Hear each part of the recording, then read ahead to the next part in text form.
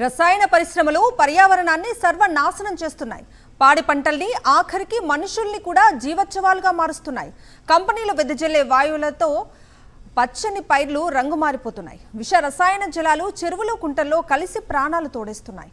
మెదక్ జిల్లాలో చెరువుల్లోని రసాయన జలాలు తాజాగా పశువుల పెద్ద సంఖ్యలో చనిపోతున్నాయి. దేశంలోనే అత్యధికంగా పశు సంపద తగ్గిన జిల్లాగా మెదక్ రికార్డులకెక్కింది.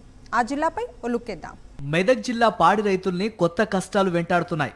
పాడి గేదెల కొట్టాల్లో ఎక్కడ చూసినా లేగదూడలకు బదులుగా వాటి బొమ్మలే కనిపిస్తున్నాయి. ₹1,00,000 విలువైన ముర్రా జాతి పాడి గేదెలకు పుట్టిన దూడలు వెంటనే చనిపోతున్నాయని ఆవేదన వ్యక్తం చేస్తున్నారు రైతులు. పరిశ్రమల నుండి వస్తున్న కాలుష్యకారకమైన నీరు చెరువులు కుంటల్లో కలిసిపోతోందని, వాటిని తాగడం వల్లనే పుట్టిన దూడలు వెంటనే చనిపోతున్నాయని పశు వైద్యులు చెబుతున్నారు.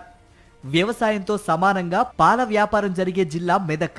రాష్ట్ర రాజధాని హైదరాబాద్ నగరానికి దగ్గరగా ఉన్న జిల్లా కావడంతో రాజధానికి అవసరమైన పాలలో అత్యధిక శాతం ఇక్కడి నుండే సరఫరా జరిగేది.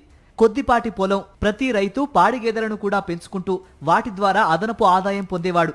మెదక్ జిల్లా పరిధిలోని పటాన్చెరు, నర్సాపూర్, సంగారెడ్డి నియోజకవర్గాల్లో 100కు పైగా డైరీ కేంద్రాలుండేవి. రకరకాల కారణాలతో అవి ఇప్పుడు పదుల సంఖ్యకు తగ్గిపోయాయి. మెదక్ జిల్లా నుంచి ప్రతిరోజు విజయ డైరీకి 40,000 లీటర్ల పాలు సరఫరా అయ్యేవి. ఇప్పుడు కేవలం 5,000 లీటర్లు మాత్రమే పాలు ఇవ్వగలుగుతున్నారు. 5 సంవత్సరాల వ్యవధిలో జిల్లాలో పాడి గేదెలు, ఆవుల సంఖ్య 40% పైగా తగ్గిపోయాయని ప్రభుత్వ లెక్కలే చెబుతున్నాయి. మరో 4-5 సంవత్సరాల్లో పరిస్థితి మరింత దారుణంగా తయారవుతుందనే ఆందోళనలు వ్యక్తమవుతున్నాయి.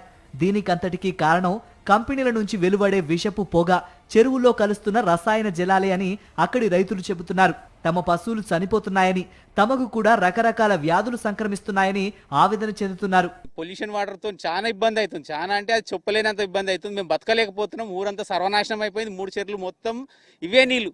ఇక్కడ నుంచి మొత్తం 3 చెర్లు మొత్తం పాడైపోయినాయి.